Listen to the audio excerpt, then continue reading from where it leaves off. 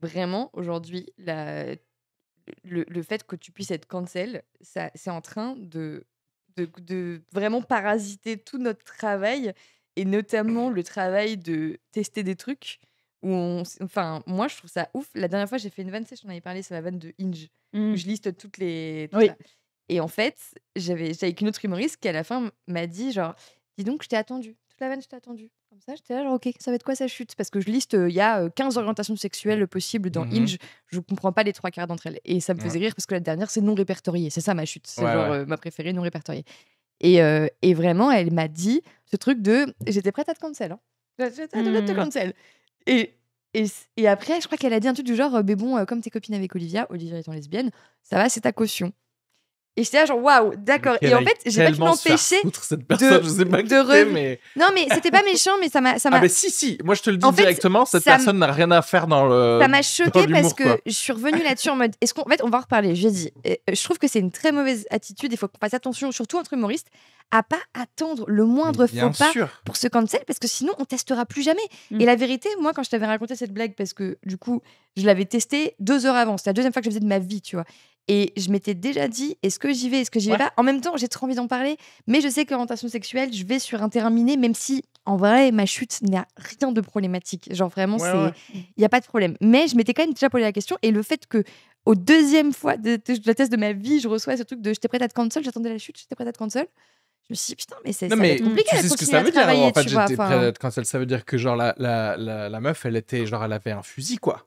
Elle avait un fusil, exactement. elle t'attendait comme Ouais, ça, en ouais. fait. Genre, désolé, mais si tu fais ça avec moi, par contre, tu laisses Bernard Arnault tranquille, bah, va te faire foutre. Parce qu'en Exactement. fait, si, bien si sûr. c'est pour cancel des gens qui peinent à avoir leur intermittence, par contre, les gens qui ont le pouvoir et qui décident Parce que si tu tu peux peux rien jouer y ci ou faire. là, eux, tu leur fais rien. Exactement. Bah, elle, c'est pas une humoriste, c'est une personne qui a cherché une communauté pour être bien dedans et qui apparemment veut la polisser. Et mais on encore s'en une fout. fois, on n'est pas militant. On peut militer à nos heures. Enfin, moi, je suis persuadée on a le droit de militer. On a le droit de même, pourquoi pas, de temps en temps, de faire des blagues engagées parce que ça représente un peu qui on est. Mais putain, j'ai aussi le droit de rater.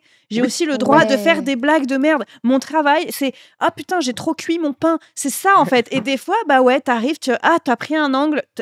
Tu pensais que c'était marrant et en exactement. fait, c'est un peu raciste. Et ben en vrai, non mais de en vrai, putain, mais, ça peut mais arriver. Emma, et c'est ce que j'ai répondu à cette nana du C'est coup.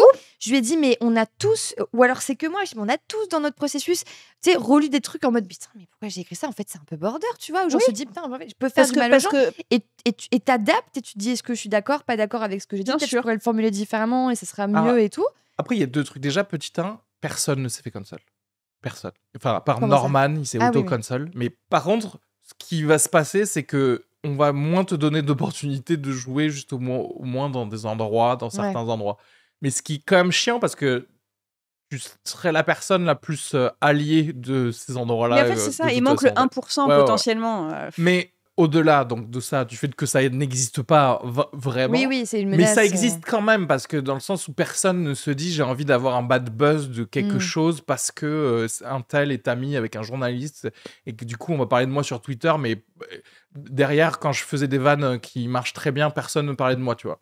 C'est à cause de ça du coup, de cette peur de tout le monde, que tu finis par avoir des émissions Amazon Exactement. bien lisses. Mais c'est vrai. Et genre, quand je vois, genre, je savais pas, j'avais pas suivi, mais genre, je bosse pour Tétu et j'ai vu un article sur Elsa Barrère passer en mode Elsa Barrère, bad buzz, machin, transphobe.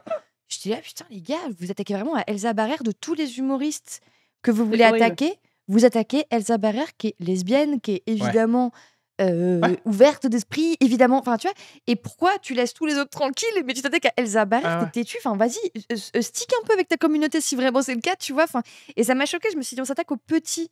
On s'attaque aux gens qui sont pas dangereux. Plus aux qui sont- petits, mais les gens qui sont dans ton camp. Et en plus, qui ça sont le en pire. c'est ça. Genre, C'est j'organise un plateau où c'est marqué partout queer, inclusif, d'où tu me dis, j'étais prête à te cancel, mais comme ta pote est lesbienne, ça va, t'as une caution. Je dis, mais du coup, faut quoi? Faut que je sois bisexuelle? Bah, ok, je vais faire comme toi, je vais être bisexuelle. Voilà. Comme ça, apparemment, j'ai pas de problème si je dis que je suis bisexuelle. T'as jamais couché avec aucune meuf, mais t'es bisexuelle, bah, c'est sympa, tu vois.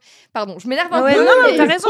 Mais on mais est sûr, moi, ça ça me- donne ça envie, me- ça donne envie de. Moi, je vais aller sucer une bite mais derrière, je vais dire tous les trucs à tout le monde, quoi. Ouais. Je vais être en mode comme ça, je vais dire, vous êtes des gros cons. Voilà.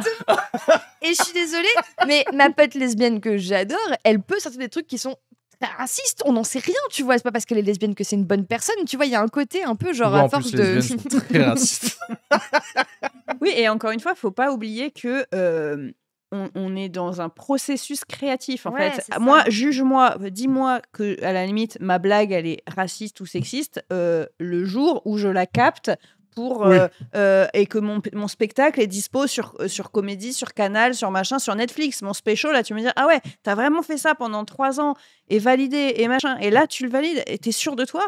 Là, ouais, dis-moi qu'il y a un problème. Mais par contre, quand t'arrives, putain, combien même ça ferait que 10-15 fois que tu joues les trucs, laisse les gens, sauf si bien sûr c'est des appels tu vois, à la haine ou quoi, mais je veux dire, si c'est des trucs avec des angles, tu sais ce que je t'avais dit sur le truc linguistique de rendez-vous inter-inconnu, moi j'avais une blague, un peu le même esprit, un peu le même exemple, c'est-à-dire que j'avais une blague que je n'ai faite qu'une fois, qui est que linguistiquement dans Rendez-vous inter-inconnu, l'émission là, je trouve que quand il y a les face cam avec les autochtones qui te racontent toujours le drame, tu sais, en 2008, une tempête, il y a toujours ce truc un peu, et je trouve que le mec qui double, c'est trop Molière, tu vois, c'est genre j'ai encore des réminiscences de ce que j'ai ressenti. Je me dis bah non, je suis désolée, le mec qui est dans la pampa, il a pas le mot réminiscence dans son dialecte en fait.